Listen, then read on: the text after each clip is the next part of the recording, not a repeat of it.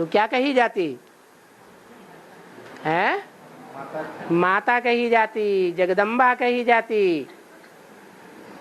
कन्या है तो भारत माता कहते तो हैं, लेकिन पवित्र कन्या है या माता है वास्तव में? है कन्या कुमारी कही जाती है। तो फिर भी वो माता कन्या माता भी बन जाती है तो भी सागर के मुकाबले उसका 3/4 रूप होता है। सागर बहुत बड़ा होता है और सागर धरणी के साथ चिपक के रहता है या अलग रहता है? प्रवृत्ति मार्ग है ना। अच्छा, कोई कहे सागर का एक बड़ा हिस्सा चंद्रमा बन के अलग हो जाता है, छिटक जाता है। पृथ्वी का एक हिस्सा अर्धविनाश में छिटक करके चंद्रमा का रूप धारण करता, उपग्रह बन जाता है। किसका उपग्रह? पृथ्वी का उपग्रह।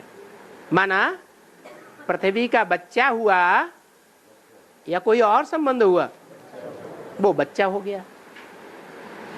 तो वो कृष्ण बच्चा है, वो पृथ्वी माता है, वो सागर बाप है। और उस ज्ञान सागर में ज्ञान सूर्य प्रवेश करता है, तो ज्ञान सूर्य भी कहा जाता है। तो सागर नाम जो है उसका पड़ा जिसमें सारी दुनिया जलमयी हो जाती है। होती है या नहीं होती? सारी दुनिया जलमयी हो जाती। तो सागर के बच्चे दिखाए जाते हैं कि वो काम चिता में बैठ करके जल मरे। काम चिता ने उनको भस्म कर दिया। फिर कौन करता है उनका उद्धार? है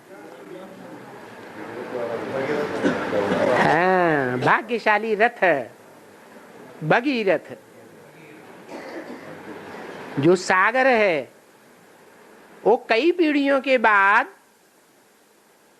भगीरथ आता है या तुरंत ही आता है? तो जो सागर था वही जन्म लेते लेते क्या बन जाता? भगीरथ बनता है। और वो भगीरथ पाटधारी उसके बच्चे काम विकार में जल मरे। किसने क्या कर दिया है? किसने क्या कर दिया जो जल मरे है? कहते हैं कपिल मुनि ने साप दे दिया तो भस्म हो गए।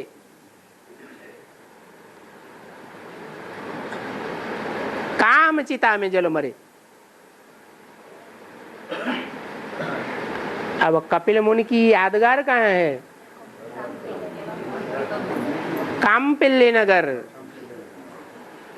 एक मात्रा बढ़ जाती है। ब्रह्मा के बच्चे ब्राह्मण,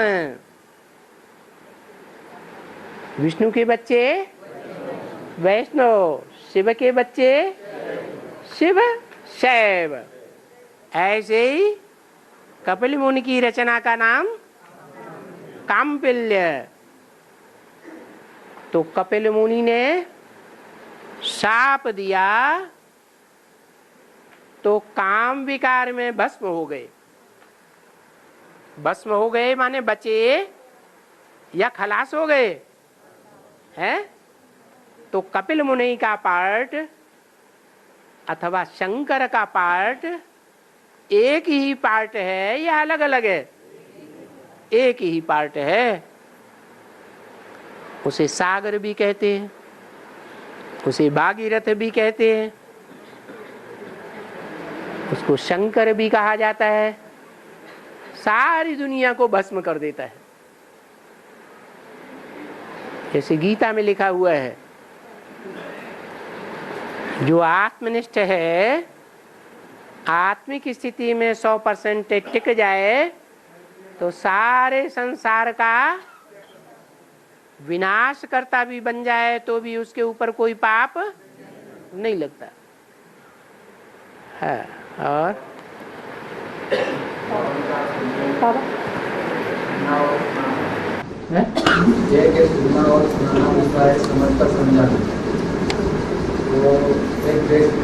जोर से बोलो। एक है सुनना और सुनाना, हाँ, दूसरा है समझकर समझाना। हाँ। बाकी का काम है, लेकिन बाबा जी का उसको असली ज्ञान नहीं कहेंगे। प्रैक्टिकल जब होगा तो उसको असली ज्ञान। वो रावण का ज्ञान है, इसलिए अंत में राम क्या बनता है? रावण बनता है। हाँ, और आगे? उसको असली ज्ञान नहीं कहेंगे, हैं? उसको असली ज्ञान नहीं कहेंगे। प्रैक्टिकल जब कर्म करेंगे तो सार्थक नहीं है। ज्ञान बाबा जी का आगे चल के उन बच्चों का आधा नशा उड़ जाएगा। आगे चल के उन बच्चों का आधा नशा उड़ जाएगा। कब उड़ जाएगा? लागू होती है जब वेदों का अंत करेंगे, वेदांत में बैठेंगे, चंद्रकांत वेदांत में बैठेंगे, तो वेदों शास्त्रों का ज्ञान उड़ जाएगा या रह जाएगा? है नहीं, लेकिन बाबा जो अभी एडवांस का जो ज्ञान है, जब असली ज्ञान की जो बात आती है तो ज्ञान के अंदर परिवर्तन भी आएगा। परिवर्तन कोई आया? अभी तक नहीं आया, लेकिन जब असली ज्ञान मतलब प्रैक्टिकल पार्ट जब जुड़े। ओहो, तो आधार लिया ना। प्रैक्टिकल पार्ट बजाने वाले का आधार लेना पड़ा ना, या नहीं लेना पड़ा? हाँ, इसलिए अहंकार में ना आओ, माताओं को आगे करो। नहीं, ज्ञान के अंदर जो एडवांस ज्ञान है, एडवांस ज्ञान के अंदर परिवर्तन, जैसे बाबा ने कहा है कि वो परिवर्तन तभी होगा जब परिवर्तन शक्ति आएगी। ज्ञान नया नया जो निकलता जा रहा है, आगे से आगे परिवर्तन शक्ति आएगी तो ज्ञान के अंदर भी तो परिवर्तन आएगा। हाँ, ज्ञान का परिवर्तन हुआ ना, अभी तक परिवर्तन ही होता रहा ना। लेकिन परिवर्तन होते होते देवता तो कोई नहीं बना कि बना? देवता तो कोई नहीं बना। एडवांस के बच्चों के पास तो प्रैक्टिकल नॉलेज नहीं है। प्रैक्टिकल नॉलेज नहीं है। कोई भी दुर्योधन दुशासन से देवता बना हो तो बताओ, A to Z, एड़ी से लेके चोटी तक बताओ, कोई बना है? अच्छा, ज्ञान देने वाला जो भी मुखिया है वो बना है? अगर बना होता तो संशय आता है। आज ज्ञान लेते हैं, कल संशय आ जाता है। कोई ऐसा है जिसको संशय ना आता हो बाप के पार्ट पर? सबको माया संशय दिलाती है। इसका मतलब कृष्ण काला है तभी उसकी ग्लानि होती है, या गोरा होता है तब ग्लानि होती है? जरूर काला है। और सच्चाई को तो मानना पड़ेगा ना। दूसरी बात और है। हाँ। उसकी बात है कि ब्रह्मा के संकल्पों से सृष्टि रची गई है। ब्रह्मा के संकल्पों से सृष्टि रची गई। तो उसको जैसे रचिए तो आप रचना रचते हैं, तो एडवांस पार्टी के बच्चे भी तो आंसर देता है। एडवांस पार्टी के जो भी बच्चे, बाप के जो भी बच्चे हैं, तो नंबर और बच्चे हैं। हाँ। तो यहाँ पे रचयिता और रचना का जो ज्ञान है, जैसे ब्रह्मा के संकल्पों से सृष्टि रचना, तो इसको प्रैक्टिकल रूप कैसे देंगे? कौन से ब्रह्मा के संकल्पों से सृष्टि रची गई? और ब्रह्मा कितने हैं? और उनमें परम ब्रह्म कौन है? तो कौन से ब्रह्मा के संकल्पों से सृष्टि रची गई? प्रजापिता ब्रह्मा के संकल्पों से सृष्टि रची। संकल्प मन पावरफुल होगा तभी सृष्टि रची जाएगी या ऐसे ही रची जाएगी? तो दादा लेखराज ब्रह्मा का जो पार्ट है वो मन सात्विक रूप से पावरफुल है नहीं? बाप दादा और माता पिता है। और जैसे अभी बाबा ने पहले कहा था कि 2009 तक परिवर्तन शक्ति आ गया। अब भाई तीसरा पंगा शुरू। हाँ चलो। हाँ है इसी कड़ी से जुड़ी हुई बात है बाबा ने। इसी कड़ी से जुड़ी हुई बात है। हाँ 2009 से परिवर्तन शक्ति आ जाएगी, वो तो सूक्ष्म ज्ञान की बात है। तो जरूर कहीं ना कहीं रचयिता जो है उसके मनसा के द्वारा परिवर्तन तो सूक्ष्म में तो हो ही रहा है ना। ओहो, जब बता दिया विजयमाला का आवाहन करो तो कोई बच्चे आवाहन करेंगे या नहीं करेंगे? तो मनसा से शुरुआत हो गई कि नहीं? पहले हर कार्य मनसा में आता है, फिर वाचा में आता है, फिर कर्मणा में आता है। तो 9 में परिवर्तन आना शुरू होगा, इसकी मनसा से शुरुआत हुई ना। हाँ फिर लेकिन बाबा जैसे कि बात है कि विजयमाला का आह्वान करो, विजयमाला हमें तो वो बात बाकी है, रात वाली बात है। लेकिन बेहद में जो है परिवर्तन शक्ति, बेहद में परिवर्तन शक्ति का तो मनसा के द्वारा तो ऊर्ध्वगामी शक्ति की शुरुआत तो होगी ना। ऐसे है, संग का रंग लगता है कि नहीं? वाचा से भी लगता है। किसी से बातें करेंगे, बतियाएंगे बहुत, तो याद आएगी कि नहीं? है, संग का रंग लगेगा कि नहीं? ऐसे ही कर्म इंद्रियों से भी संग करेंगे तो संग का रंग लगेगा कि नहीं लगेगा? लगेगा। ऐसे ही मन से संग करेंगे, मनसा से याद करेंगे। जैसे कोई व्यक्ति है, चोरों के झुंड में आ गया, डकैतों के झुंड में आ गया, थोड़े समय आया, बाद में अलग हो गया, उसे याद आएगी कि नहीं? याद आएगी। तो याद जब तक आती है तब तक संग का रंग लगेगा या नहीं लगेगा? ऐसे ही अव्यक्त बाप दादा ने बोला विजयमाला का आवाहन करो, और जो बच्चे तुरदान महाकल्याण करने वाले हैं उन्होंने काम शुरू कर दिया। तो मनसा से संग का रंग लगेगा प्योरिटी का या नहीं? बस लगा। अभी और बोलो। और एक बात है, जब रुद्रमाला तैयार होगी तो उसके बाद उसको विजयमाला में ऐड किया जाएगा। अभी कहाँ तैयार हो गई? नहीं तैयार नहीं हुई, लेकिन रुद्रमाला के मन की तो आपस में टकरा रहे हैं। तो तैयार होने की बात जो आती है वो तो वो भी बेहद की बात है। माला माने संगठन। हाँ, तो रुद्रमाला का संगठन तो ऐसे भी नहीं बनेगा प्रैक्टिकल पार्टी के बिना। प्रैक्टिकल पार्टी का सहयोग के बाद ही तो वो संगठन बन पाएगा, क्योंकि आपस में तो बाबा ने बोल दिया हर हर बम बम। रुद्रमाला कही जाती है तो माला बनाने वाला कौन है? माला बनाने वाला तो बाबा रुद्र है ना। तो जो रुद्र है जब तक रौद्र रूप धारण नहीं करेगा तब तक है वो माला बनने वाली है नहीं बनने वाली है। वो रौद्र रूप धारण करेगा और खेल खलास कर देगा, फिर नई जिंदगी शुरू होगी, फिर माला भी बन जाएगी। इसमें विजयमाला की कोई बात नहीं है। इसमें विजयमाला की कोई बात नहीं, लेकिन बात यह है कि रुद्रमाला के जो 108 मंत्र है तो संगठित रूप में बाप उनको इकट्ठा करेगा। संगठित रूप में, जैसे कि उन बच्चों का ऐसा संगठन का किला बन जाएगा जहाँ एक भी विकारी आत्मा प्रवेश कर न सके। तो जो रुद्रमाला की जो बात है, रुद्रमाला को पहले संगठित रूप से इकट्ठा होती है क्या 108 आत्माएं, या फिर जब परिवर्तन शक्ति का सहयोग मिलता है तब इकट्ठा होना शुरू होती है, क्या है? जब विजयमाला का सहयोग मिलेगा प्रैक्टिकल जीवन में, तब वो विजयमाला के नजदीक होंगे या अकेली रुद्रमाला होगी, रुद्रमाला के मण के होंगे? विजयमाला के द्वारा सार्थक वो बनती जाएगी, ऐसा है। बिना सहयोग के बनते हैं, निराधार बच्चे हैं, या रुद्रमाला आधार लेने वाली है?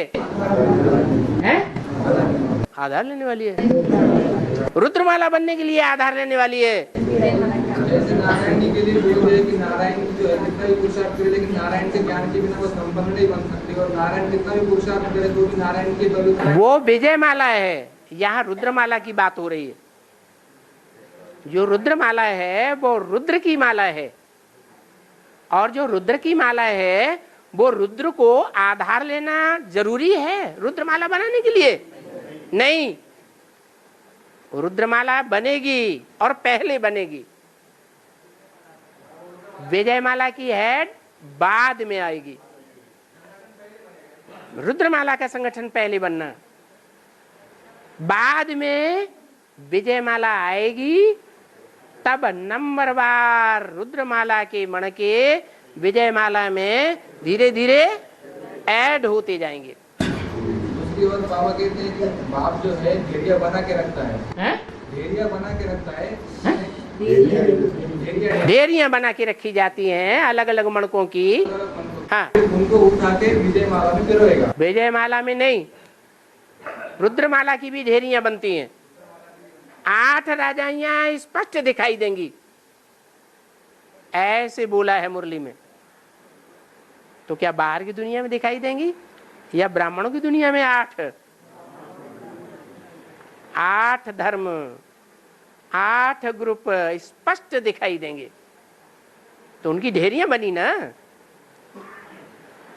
और बाप दादा और माता पिता इनमें क्या अंतर है? बाप दादा कंबाइंड है, एक में दूसरा प्रवेश है, एक ही शरीर और 2 आत्माएं।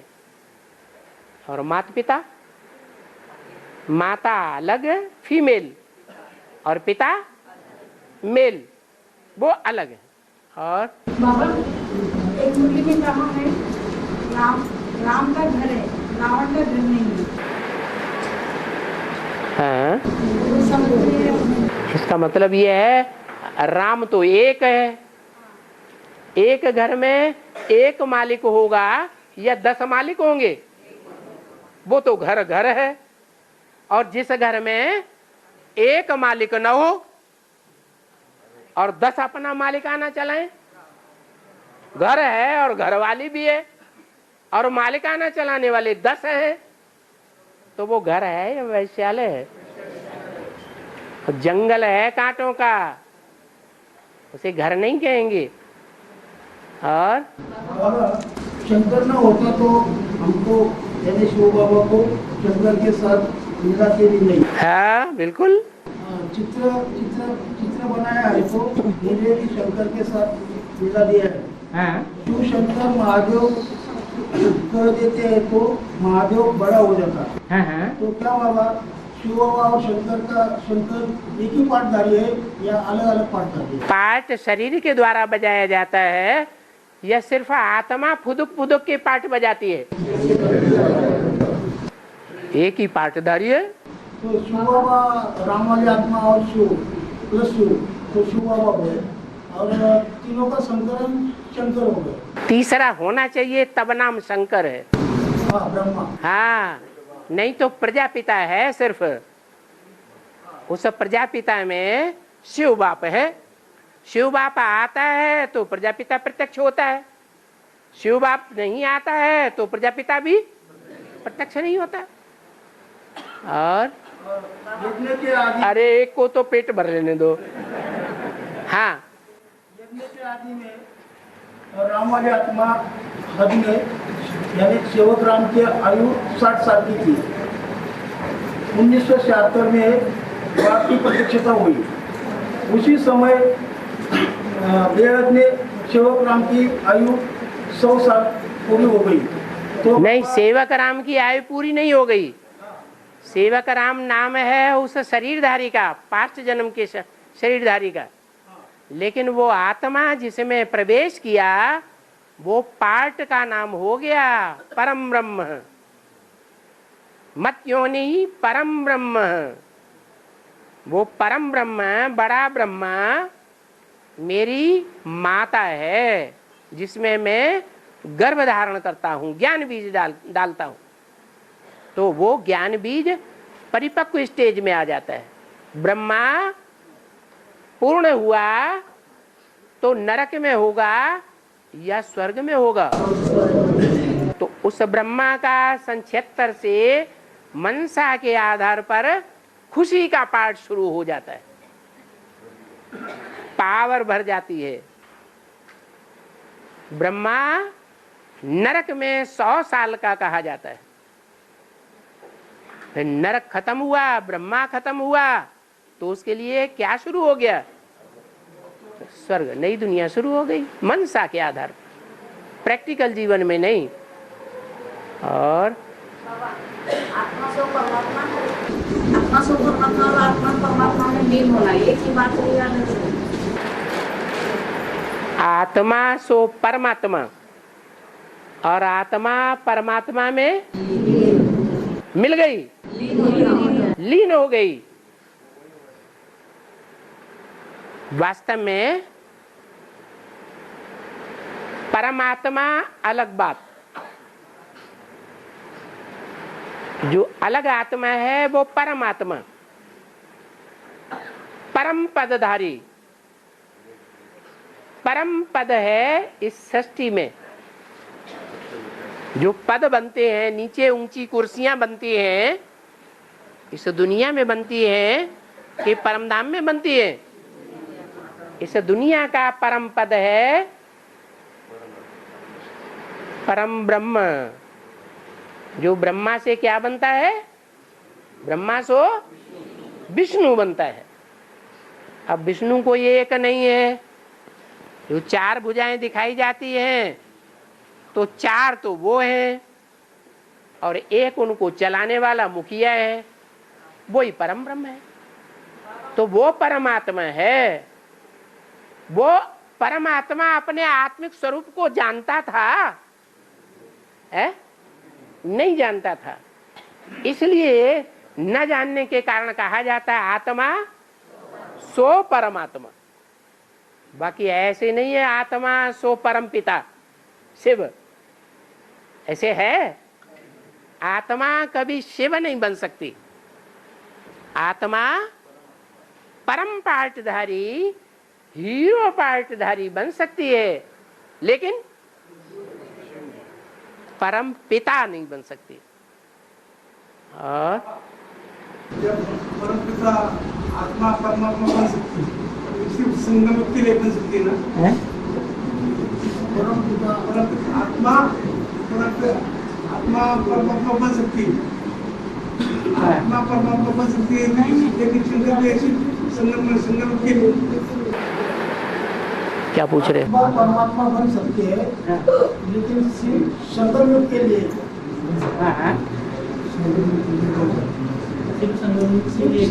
संगम के लिए। हाँ, फिर तो भूल जाते हैं। फिर वहां ज्ञान क्या रहा? न सतयुग में, न त्रेता में, न द्वापर में, न कलयुग में। जो पार्टधारी है वो अपने को भी पहचानता है क्या कि मेरा परम ब्रह्म का पार्ट है, मेरा परमात्मा का पार्ट है? नहीं, भूल गया। और जैसे आप बोलना कि आत्मा परमात्मा बन सकती है, तो फिर आत्मा से परमात्मा हो जाएगा। आत्मा से परमात्मा तो होती है न कि परम पिता आत्मा बनता है। परम बात तो एक ही है, परम पिता एक ही है। परम पिता एक ही। परम आत्मा जब कहा जाता है तो किसी से भेंट की गई। वो एक आत्मा से भेंट जो है, अनेक आत्माएं हैं, उन अनेक आत्माओं से एक की भेंट की गई।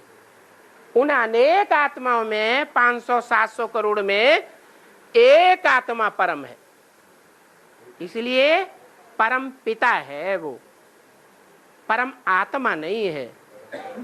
आत्मा माने जितनी भी पार्टधारी आत्माएं हैं उनमें परम पार्ट बजाने वाली, हीरो पार्ट बजाने वाली वो है परमात्मा। इस जैसे शिव शंकर कहा जाता है। कभी शंकर शिव कहते हैं? क्यों? शंकर शिव कह दे तो क्या मुसीबत है? क्योंकि शंकर है कम ताकत वाली आत्मा और शिव है ज्यादा पावरफुल आत्मा। इसलिए जो ज्यादा पावरफुल पिता है उसको पहले और बच्चे को जैसे आज भी परंपरा चली आ रही है एंड सन्स कंपनी, क्या राम एंड कंपनी माने राम और राम के बच्चे, रामाधार एंड सन्स, ऐसे नाम देते हैं ना। तो ऐसे ही क्या कहा जाता है? परम पिता परमात्मा। कभी ऐसे कहते हैं परमात्मा परम पिता?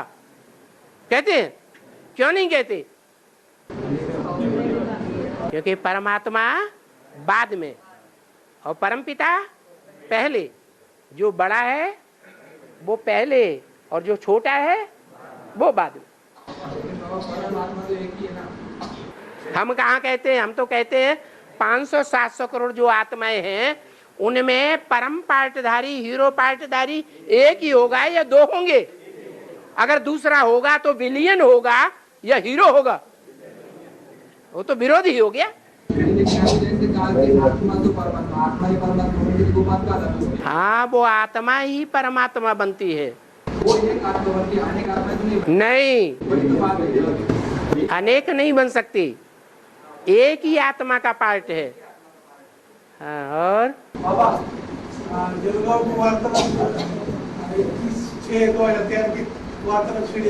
और तारीख है मत याद किया करो, वो कंप्यूटर में डाल दो। हाँ,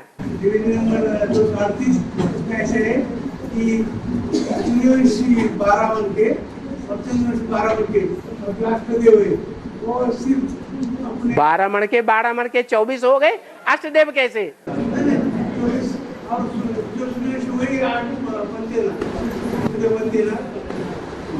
क्या कह रहे हैं ये? और नजदीक बैठे समझ तो लो अपने कान में। हाँ, 12 मन के, हाँ, 12 मन के, हाँ, ये अपने ज्ञान में जो अभी शुरू अपना एक में अभी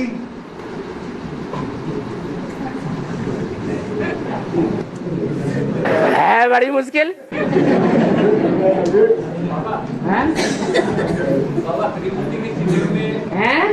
त्रिमूर्ति के चित्र में ब्रह्मा को कर्म में फॉलो करने के लिए बोला है। ब्रह्मा को कर्म में फॉलो करो। ब्रह्मा को बोला कि कर्मों में फॉलो करो। उनका कोई खराब कर्म तुमने देखा? एक बात बताओ, उनका कोई खराब कर्म देखा? कभी सुना है? नहीं। तो ब्रह्मा को कर्मों में फॉलो करने में कोई हर्जा है? हर्जा है? तो बाबा शंकर द्वारा बाबा श्रीमत देते शंकर द्वारा, तो ब्रह्मा ने शरीर छोड़ा। शंकर द्वारा श्रीमत देते या ब्रह्मा द्वारा श्रीमत देते? तो बाबा ने मुझे बोला है इतना भी सलाद मत करो कि चींटियां लग जाए, इतना भी मीठा मत बनो कि चींटियां लग जाए। बाबा ने बोला? बाबा ने मुरली में बोला इतना भी। कौन से बाबा ने बोला? ब्रह्मा में प्रवेश किए हुए ने या किसी और में? बेसिक की मुरली में बोला इतना भी मीठे न बनो। मुरली अगली बार लानी पड़ेगी। देखो याद रखना, ये मुरली लाएगा नहीं तो झूठा। सब किताब ज्यादा रहते हैं। किसका?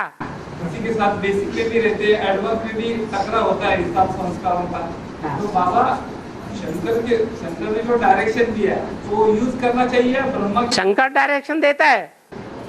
शंकर श्रीमत देते हैं ना अभी बाबा। तुम्हारी बुद्धि में क्या हो गया? ब्रह्मा को कर्म में बोला है, ब्रह्मा को कर्म में बोला है, हिसाब किताब टकराव भी होते हैं। तो शंकर द्वारा जो बाबा श्रीमत देते हैं इसको यूज करना चाहिए क्या? दो बातें हैं, एक तो मुख से निकले हुए डायरेक्शन को फॉलो करना, और दूसरा है जो कर्म करने वाला ब्रह्मा है, जो सहन शक्ति वाला गुणराज है, उसके कर्मों को फॉलो करना।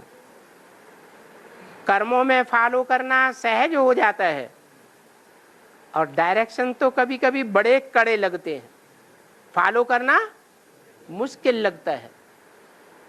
फिर भी बोला है कि दोनों करना है, कर्मों में ब्रह्मा को फॉलो करना और वाचा में बाप को फॉलो करना। और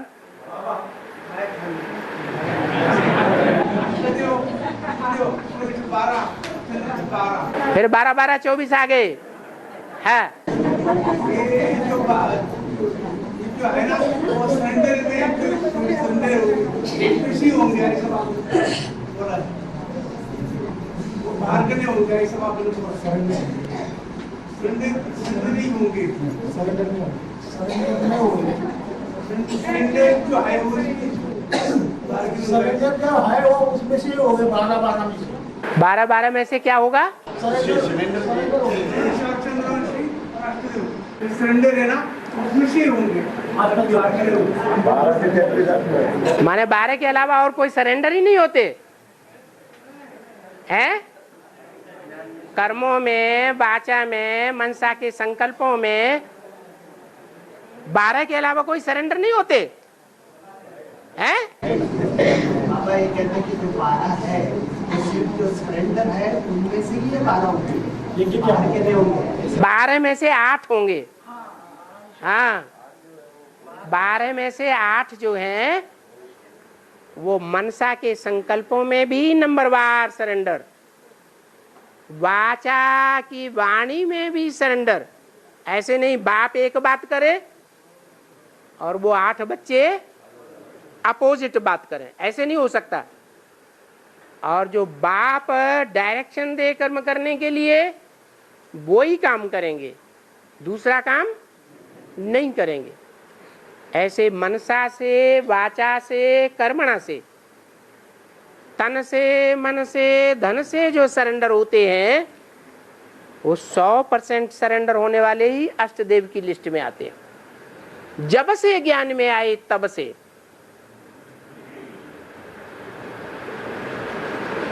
सेवा में फुल सरेंडर। लौकिक जीवन की सेवा कुछ है ही नहीं, जैसे अपने पेट की चिंता ही नहीं।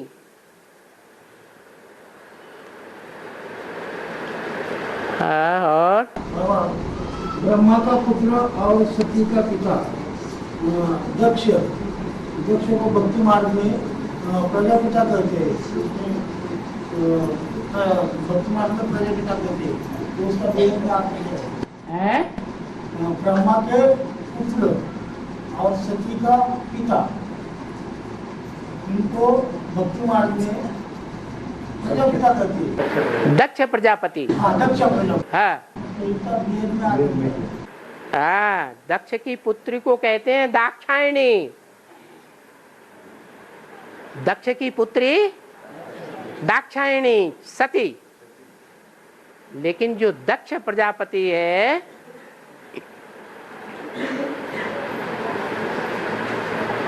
वो टाइटल है, हमेशा के लिए नहीं टाइटल है, फॉर द टाइम बीइंग के लिए टाइटल मिला हुआ है।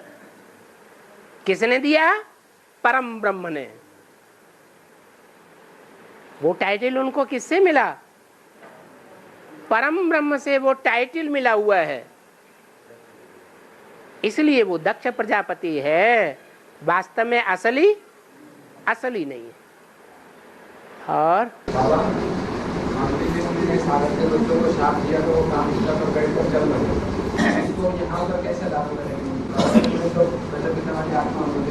संगम युग में जो भी एडवांस के ब्राह्मण बच्चे हैं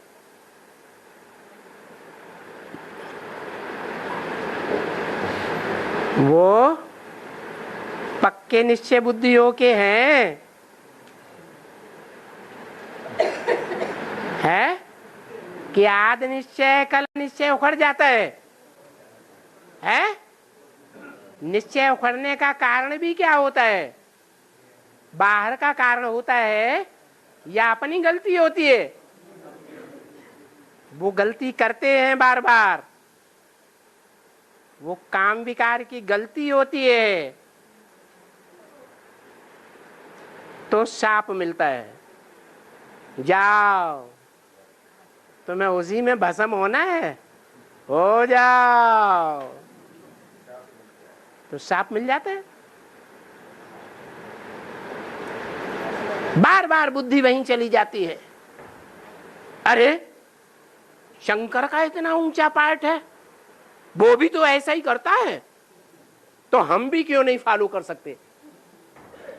और मुरली में क्या बोला, शंकर को फॉलो नहीं करना। भक्ति मार्ग में भी कहते हैं गुरु जो कहे वो करना है, गुरु जो करे वो नहीं करना है। और ज्ञान मान करो, आज के मुस्लिम पूरा के ज्ञान मान करो तो भी छोड़ना पड़ेगा। हाँ ठीक है, हाँ तो इसका है इसका विस्तार से बताइए। ऐसा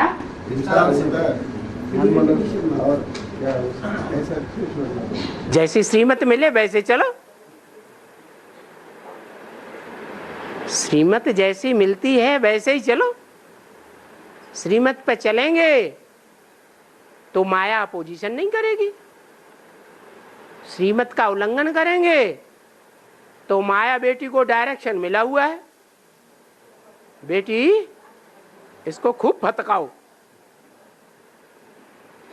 अब फटक फटक के पुरुषार्थ करेंगे तो मंजिल पूरी जल्दी पार होगी, हो जाएगी, नहीं हो सकती। और जाओ भस्म हो जाओ, ये कपिल मुनि श्राप देता है ना, जाओ भस्म हो जाओ, है ये कपिल मुनि श्राप देता है ना। है वो बार बार इल्जाम लगाते हैं ना बच्चे, ऐसा है वैसा है, ऐसा करता वैसा करता, इल्जाम लगाते हैं ना, चोर है छुप छुप के चोरी करता। अरे इल्जाम लगाते हैं कि नहीं, अरे बोलो। कपिल मुनि पर, कपिल मुनि तो ऋषि है ना। हाँ ऋषि है तो क्या हुआ, पवित्र तो है। वो बच्चों को थोड़ा ही पता है, बच्चे तो अपने अपने तरीके से अपनी अपनी राम रहना पूरे हुए हैं, अपना अपना मनन चिंतन मंथन चला रहे हैं। उनको ये बुद्धि में नहीं है कि वो ऋषि है। वो भी श्राप देता है? वो श्राप दे देता है। क्यों दुर्वासा नहीं शाप देते, वो सबका बाप नहीं है। अरे वो दुर्वासा का बाप नहीं है, बच्चे तुम्हारा बाप आया हुआ तो सबका बाप है कि एक का बाप है। तो दुर्वासा शाप दे सकता है तो वो नहीं दे सकता, नहीं दे सकता। क्यों दे सकते? देखो अभी भी उंगली, अरे वो तो शाप देता है, ऋषि था, ऋषि होते हुए भी शाप क्यों देता है। सामने बैठ के ही संकल्प आ रहा है विरोधी।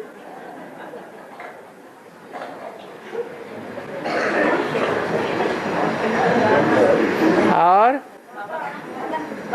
बच्चे का कोई भला नहीं है, अपना शरीर छोड़ के तो तुरंत दूसरा शरीर लेना, इसलिए श्राद्ध क्यों करते है? श्राद्ध विद्या करके क्यों करते? क्या करते हैं?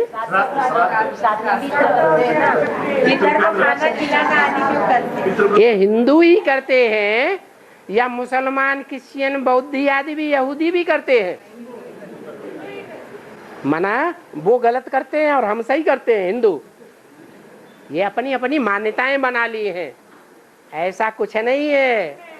श्राद्ध करो न करो कोई अंतर नहीं पड़ता, 13वीं करो या न करो कोई अंतर नहीं पड़ता। और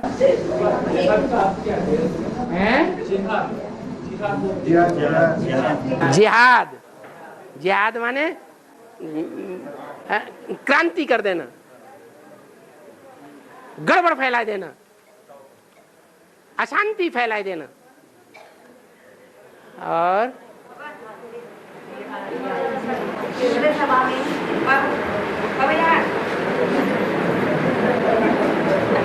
इधर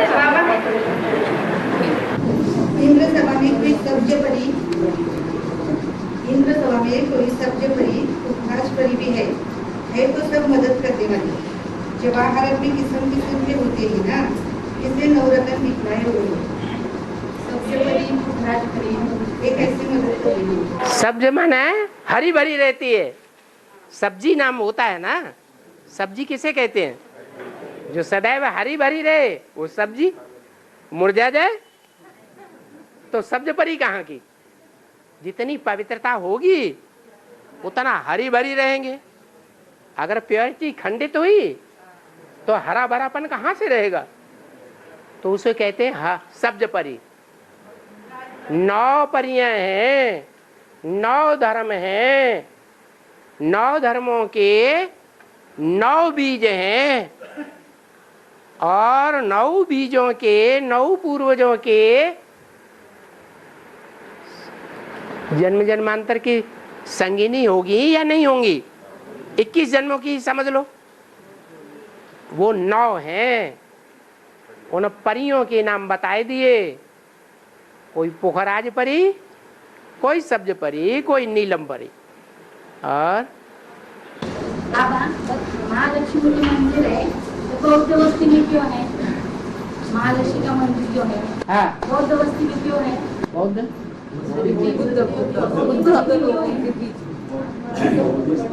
बौद्धि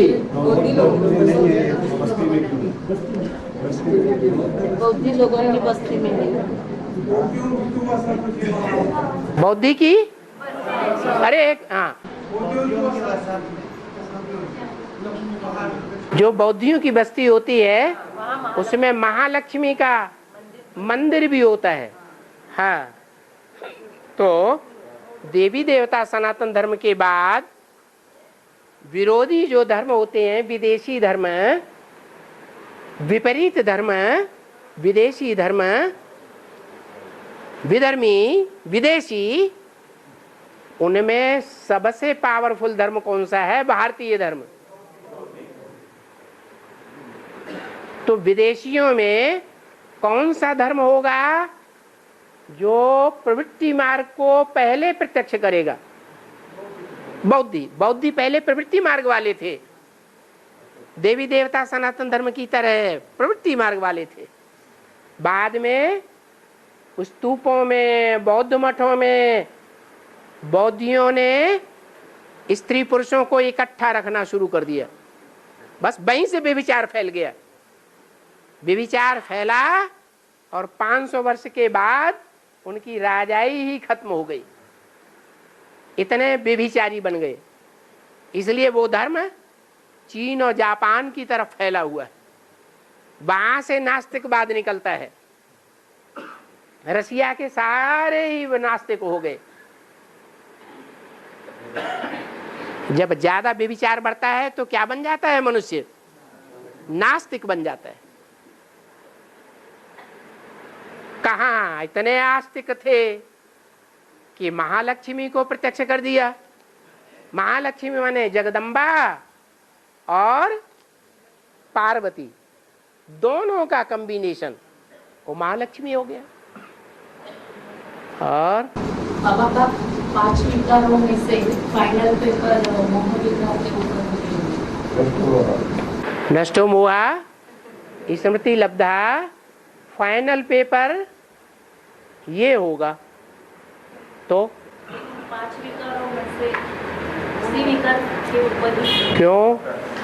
5 विकारों में से कौन सा विकार है जो धंधाधोरी करने वालों का लक्ष्य बना हुआ है कि धंधाधोरी करेंगे तो वो लक्ष्य पूरा होगा? इसलिए खूब धंधा करो, खूब पैसा कमाओ, खूब बढ़िया बढ़िया मकान बनाओ, बढ़िया बढ़िया कपड़े लाओ, बढ़िया बढ़िया खाना पीना लाओ, तो हमारे कंट्रोल में मुट्ठी में बनी रहेगी। बोलो, गीता में भी कहा है संपन्न आत्मा वो है यस्य सर्वे समारंभा काम संकल्प वर्जिता। काम विकार के संकल्प से जिसके दुनिया के सारे कार्य छूटे हुए हैं, जो भी कार्य करे काम विकार के संकल्प को अहम ऑब्जेक्ट लेकर के न करे। अगर काम विकार का संकल्प अहम ऑब्जेक्ट में सामने रखा हुआ है कि इसे हमें भोगना है, तो जितने भी कार्य करेगा कैसे करेगा? दुनियावी करेगा या ईश्वरीय कार्य में लगेगा? दुनियावी कार्य करेगा तो लगे हुए। तो एक छोड़ के सब पैसे होंगे ना, एक छोड़ के सब पैसे होंगे, एक छोड़ के सब पैसे होंगे, एक छोड़ के सब पैसे होंगे। तो नंबरवार नहीं होने चाहिए, होने चाहिए ना। दूसरा नंबर राजा राम का लगेगा। है महाभारत में कृष्ण कर्ण के कवच और कुंडल केंद्र क्यों मांगने आते? बाबा महाभारत में बोल रहे हो कृष्ण ने कवच और कुंडल क्यों मांगे? कर्ण के कवच कुंडल कवच कवच कुंडल कवच कहते हैं ये सुरक्षा। कवच माना जो लोहे का वो वस्त्र पहनते हैं छाती में गले में, उसको कवच कहते हैं। तलवार उसमें लगेगी नहीं, भाला उसमें चुभेगा नहीं। और कवच बाबा ने किसको बताया है? योग को बताया है तुम्हारा कवच है। इसमें दुनियावी कोई शस्त्र तुम्हारा काम तुम्हारे ऊपर काम ही नहीं करेगा। तो वो योग बल का कवच उससे ले लिया। कैसे ले लिया है? कैसे ले लिया?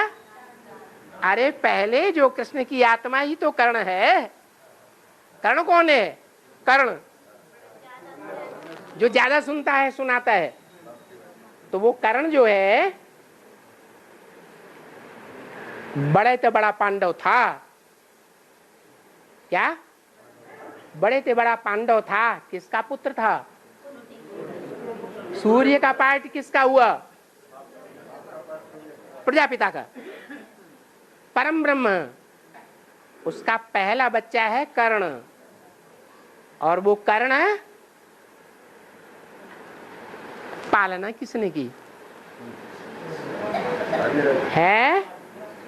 नहीं, उसकी पालना दासी ने की, दास ने की। जो रथ चलाने वाला होता है वो भी दास दासी में गिना जाता है ना। तो उसने उसकी पालना की। वो कर्ण, प्रश्न क्या था? हाँ, उसके कवच और कुंडल क्यों मांगे? तो वो पहले योग का कवच पहने हुए था। योग माना याद। किसको याद करता था? निराकार बाप को याद करता था। फिर बाद में शरीर छोड़ने के बाद वो आत्मा प्रवेश करती है। प्रवेश करती है तो जैसे और आत्माएं प्रवेश करती हैं तो विरोध करती हैं या सहयोगी बन जाती हैं? विरोध करती है। तो वो कौरव पार्टी की तरफ से विरोध करने वाला बना।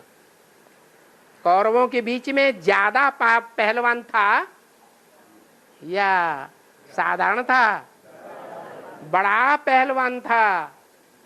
वो कर्ण ने अपना कवच दे दिया दान में। कैसे दे दिया?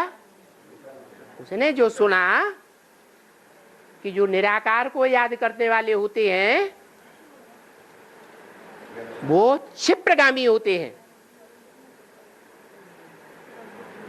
तेजी से पुरुषार्थ तो करते हैं लेकिन चरित्रवान नहीं होते। क्या? चरित्रवान नहीं होते हैं निराकार उपासी। जैसे इब्राहिम, बुद्ध, क्राइस्ट, गुरु नानक, ये निराकार उपासी हैं या साकार को मानते? तो ये अपनी प्रजा के बीच में सबसे पहले परम धाम पहुंचते हैं या बाद में? है अपनी प्रजा। जैसे क्राइस्ट है, 500 करोड़ की दुनिया में 200 करोड़ से भी ज्यादा क्रिश्चियंस हैं। उन 200 करोड़ की प्रजा से पहले परम धाम में पहुंचता है या बाद में? किस आधार पर? निराकार को याद करता है। लेकिन घाटा क्या होता है? चरित्रवान नहीं बनता उतना, देवताओं जैसा। तो बाबा की बुद्धि में ये बैठ गया, मैं तो अव्वल नंबर का, मैं क्या बनना है? मुझे देवता बनना है। अरे ये क्या होने जा रहा है? तो ज्ञान सूरी ने ऐसा ज्ञान सुनाया तो उसकी बुद्धि पलट गई और खट से आकर के उसने अपना कवच दे दिया। क्यों?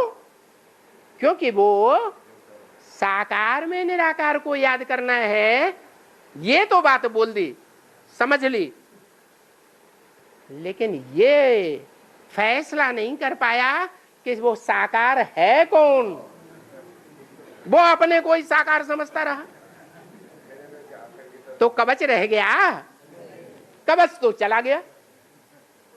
निराकार को याद करता था, वो भी गया, और साकार को पहचाना नहीं, अपने को ही गीता का भगवान साकार में समझता, और साकार शरीर छोड़ गया, तो वो कवच भी गया।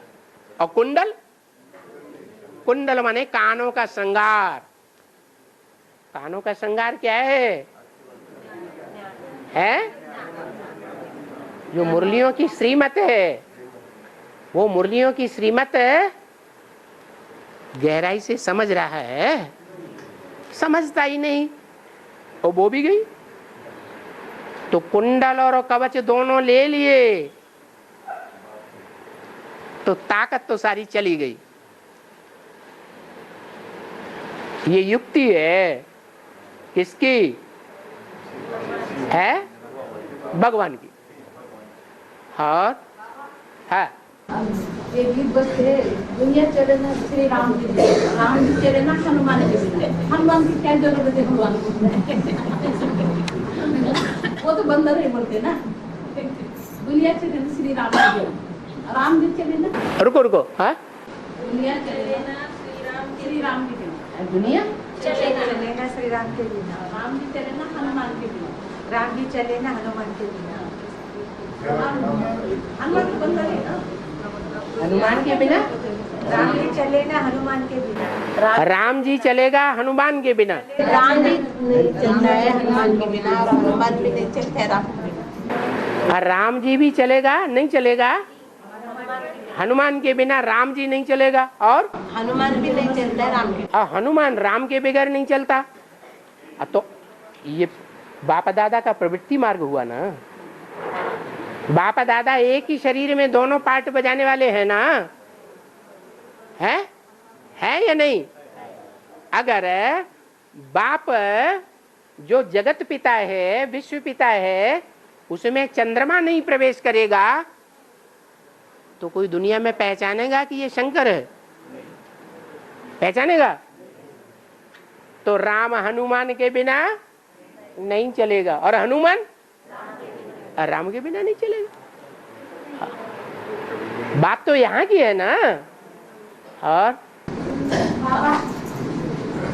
मनुष्य जब शरीर छोड़ता है, मनुष्य जब शरीर छोड़ता है तो लेते समय उसे राम नाम सत्य शरीर होता है। इसलिए कि जब मनुष्यों की दुनिया संसार खलास होता है तो सारी दुनिया उस समय राम को पार्ट कौन सा है वो पहचान जाती है।